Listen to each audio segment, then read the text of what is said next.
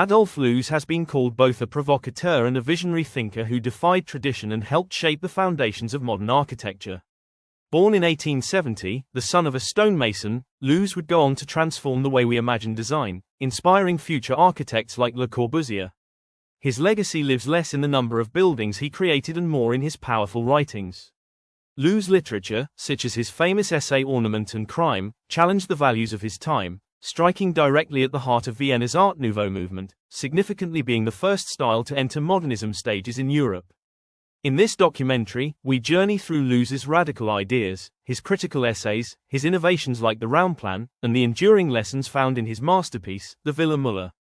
Ultimately, Adolf Loos argued that true architecture was defined by practicality, functionality and honest use of materials, conspicuously opposed to the use of ornamentation. A true landmark in Loos's career was the Villa Müller in Prague, 1929–1930, which embodies this philosophy.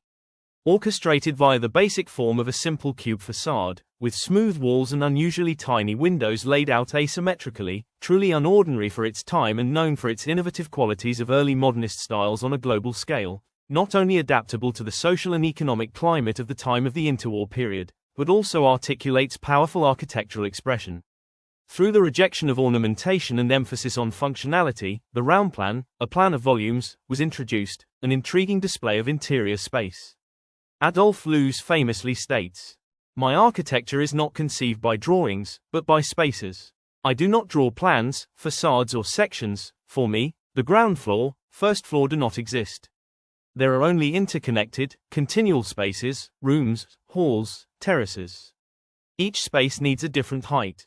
These spaces are connected so that ascent and descent are not only unnoticeable, but at the same time functional." However, before analyzing how this applies to the villa, it's essential to understand how these philosophies developed, which leads us to two of many influential essays. Poor Little Rich Man, in 1900, was an essay Loos wrote in his early literary career, initiating a dramatic case against being impractical and non-functional, attacking the Vienna secession movement of total design. The criticized concept of Gesamtkunstwerk, meaning a total work of art, in the German language, is displayed in which the designer controls every aspect of a home's elements. The essay is presented through the protagonist, a fictional, wealthy man enclosed in his house. For every detail, from wallpaper to slippers, is dictated by the antagonist, the designer. The outcome, Loos argues, was never beauty but suffocation, further accentuation of personal freedom within one's own dwelling space.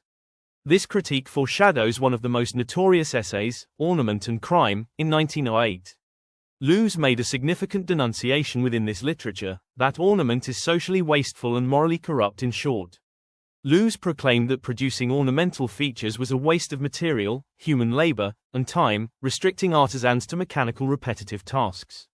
He provocatively declared, "Whoever goes to the Ninth Symphony and then sits down to design a wallpaper is either a rogue or a degenerate." It was clear that Loos believed true cultural progress required rejecting decoration in favor of functional architecture and honesty in both materiality and, further exposed, uncovered exterior. Adolf Loos's interiors stand in striking contrast to his restrained exteriors, reflecting his belief that architecture should provide comfort and respond to human needs while concealing the personal life within. In Fin de siècle Vienna, a vibrant cultural and intellectual hub, Loos simplified facades to meet the expectations of the public realm, masking the interiors much like humans conceal their thoughts, a concept he drew from Freud's idea of masking. This approach allowed the true nature of the inhabitant to emerge only inside, creating spaces of retreat from the streets and social pressures outside. Loos's interior design was guided by two main principles: the Raumplan, his system of interlocking volumes, and the tactility and honesty of materials. In Villa Müller, this philosophy is evident in his careful selection of marble and wood. Marble, used as both cladding and subtle ornamentation, conveys luxury and formality, while wood defines function and mood. Lighter woods, such as lemon wood, furnish intimate private spaces like the Damenzimmer, whereas darker woods mark more public or masculine areas. Mirrors and tiles, also common in his work, enhance material richness without resorting to ornament. Loos believed that fine materials and craftsmanship far surpassed applied decoration, famously writing that fine material is God's own wonder. Villa Müller, designed in 1930 for František Müller and his wife Milada in Prague by Adolf Loos, is a landmark of early modernist architecture and a physical manifesto of Loos's revolutionary spatial concept, the round plan. Rather than designing in traditional terms of floor plans or facades, Loos designed in terms of space. He is famously quoted, "I do not design floor plans, facades, sections. I design spaces." In Villa Muller, each room was designed with its own function and height, so that function and atmosphere could be addressed by the architecture directly. The dining area can have a higher ceiling than the hallway. The result is an ongoing experience of space, where levels merge subtly rather than piling up rigidly.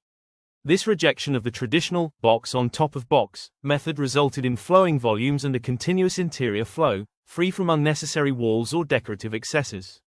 Loos's aesthetic was the antithesis of the accepted architectural norms of his time, championing instead simplicity, clarity, and functional elegance.